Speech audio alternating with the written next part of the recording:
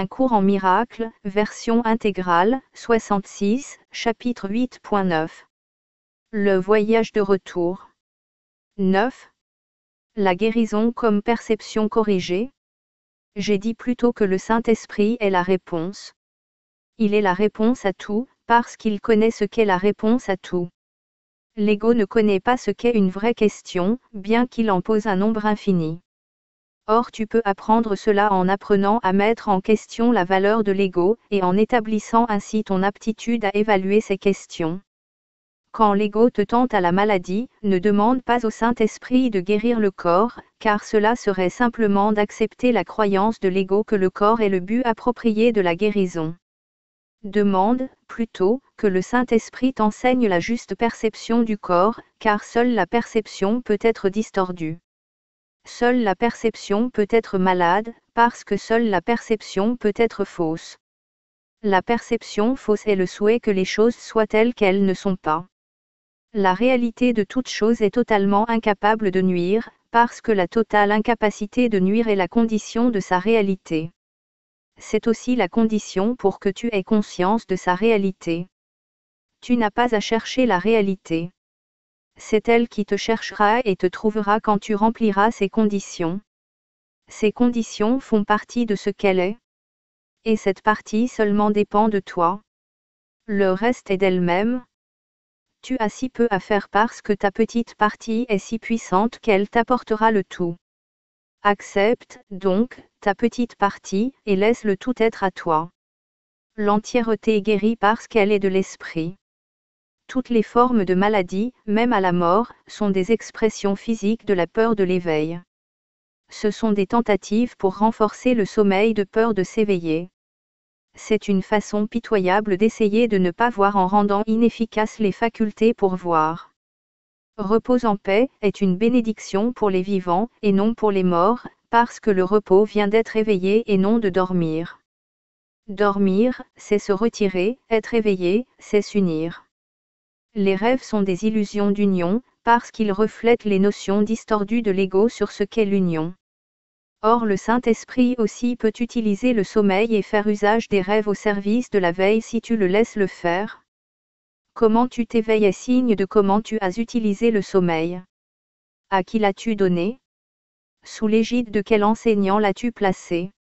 Chaque fois que tu t'éveilles d'inspirer, tu ne l'as pas donné au Saint-Esprit. Quand tu t'éveilles joyeusement, alors seulement tu as utilisé le sommeil conformément à son but. Tu peux certes être abruti de sommeil si tu en mésuses au service de la maladie. Le sommeil n'est pas plus une forme de mort que la mort n'est une forme d'inconscience. L'inconscience complète est impossible. Tu peux reposer en paix uniquement parce que tu es éveillé. La guérison est délivrance de la peur de l'éveil et substitution de la décision de s'éveiller. La décision de s'éveiller est le reflet de la volonté d'aimer, puisque toute guérison comporte le remplacement de la peur par l'amour. Le Saint-Esprit ne peut pas distinguer entre les degrés d'erreur, car s'il enseignait qu'une forme de maladie est plus sérieuse qu'une autre, il enseignerait qu'une erreur peut être plus réelle qu'une autre. Sa fonction est de distinguer seulement entre le faux et le vrai, remplaçant le faux par le vrai. L'ego, qui veut toujours affaiblir l'esprit, tente de le détruire en essayant de le séparer du corps. Or l'ego croit en fait qu'il le protège. C'est parce que l'ego croit que l'esprit est dangereux et que rendre sans esprit, c'est guérir. Mais rendre sans esprit est impossible, puisque cela signifierait de rendre rien ce que Dieu a créé. L'ego méprise la faiblesse, bien qu'il fasse tous ses efforts pour l'induire. L'ego ne veut que ce qu'il est. Pour l'ego, cela est parfaitement sensé. Croyant au pouvoir de l'attaque, l'ego veut l'attaque. La Bible t'enjoint d'être parfait, de guérir toutes les erreurs, de n'avoir aucune pensée pour le corps en tant que séparé et d'accomplir toutes choses en mon nom. Ce n'est pas seulement mon nom, car notre identification est partagée. Le nom du Fils de Dieu est un, et si tu es enjoint de faire les œuvres de l'amour, c'est parce que nous partageons cette unité. Nos esprits sont entiers parce qu'ils sont un. Si tu es malade, tu te retires de moi. Or tu ne peux pas te retirer de moi seul. Tu peux seulement te retirer de toi-même et de moi. tu as sûrement commencé à te rendre compte que ceci est un cours très pratique, un cours qui dit exactement ce qu'il veut dire.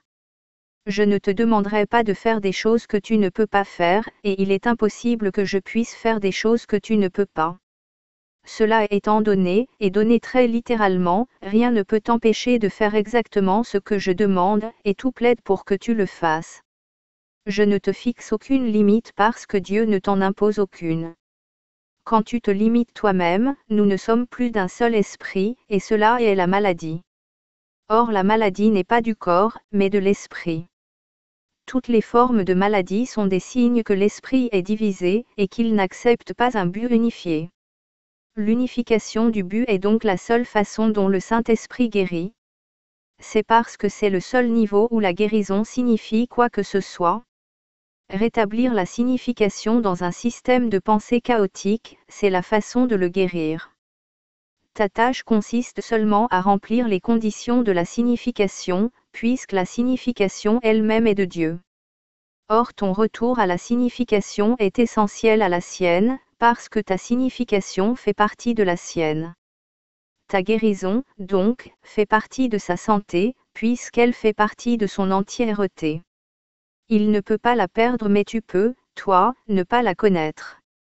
Or c'est toujours sa volonté pour toi, et sa volonté doit tenir à jamais et en toutes choses.